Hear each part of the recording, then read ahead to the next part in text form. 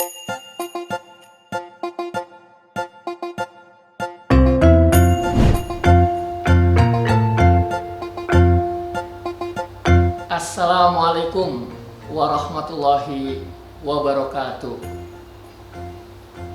Di pantai ada karang. Karangnya dibawa ke Ciawi. Pasang kuping biar terang. Nih dengerin acara Nyabe Base Betawi.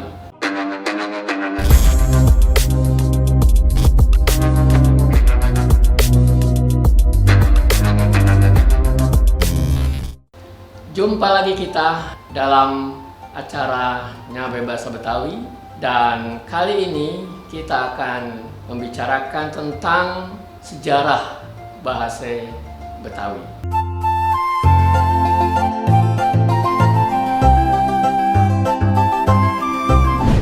Ya, Abang Po Nyababe, bahasa Betawi sebagai salah satu kebudayaan universal itu memang mempunyai sejarah yang sangat panjang. Ada satu pendapat yang mengatakan bahwa bahasa Betawi itu sudah ada sebelum tahun Masehi. Jadi sejarah panjang itu dimulai dari migrasinya orang-orang dari Kalimantan Barat yang datang ke Pulau Jawa.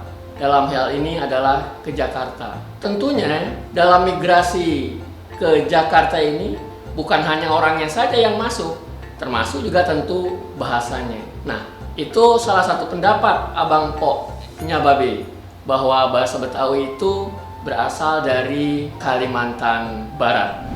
Ya, Abang Po Nyababe, ada lagi nih pendapat lain yang mengatakan bahwa bahasa Betawi itu adalah merupakan ragam bahasa Kreol. Apa itu bahasa Kreol? Abang Po Nyababe, dalam ilmu linguistik, kalau kita berbicara tentang bahasa Kreol, ini mungkin kita awali dulu dengan ragam bahasa Pidgin. Bahasa Pidgin itu artinya bahasa yang muncul dari dua bahasa yang berbeda. Nah, kemudian muncul bahasa baru di antara dua bahasa itu Pidgin.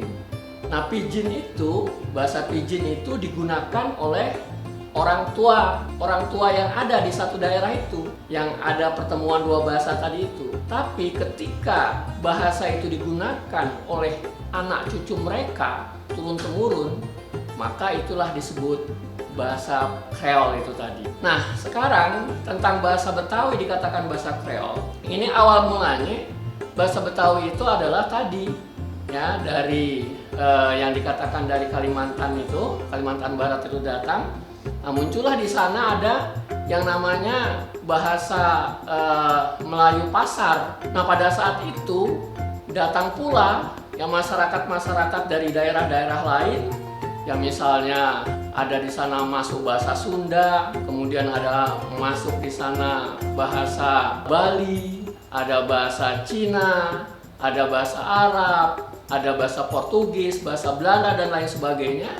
Masing-masing bahasa itu tentu bercampur baur di sana, sehingga terbentuklah ya yang namanya itu tadi bahasa Betawi.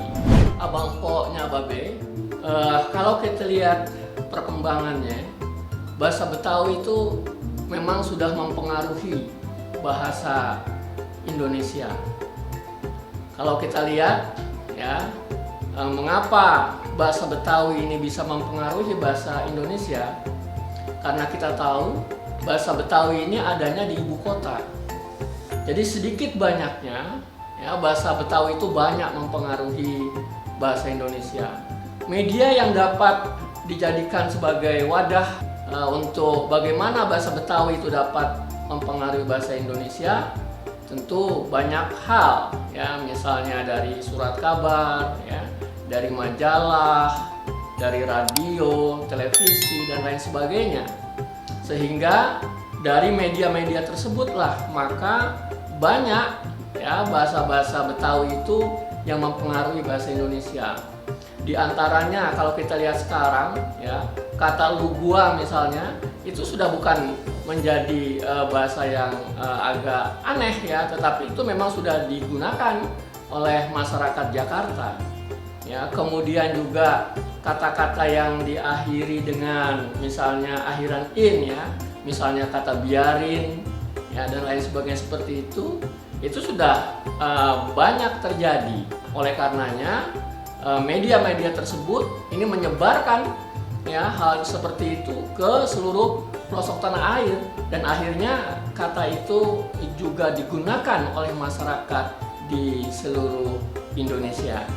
Ya, Abang Po Nyababe, salah satu kebudayaan ya dari masyarakat Betawi yang mempengaruhinya, yaitu salah satunya adalah bahasa.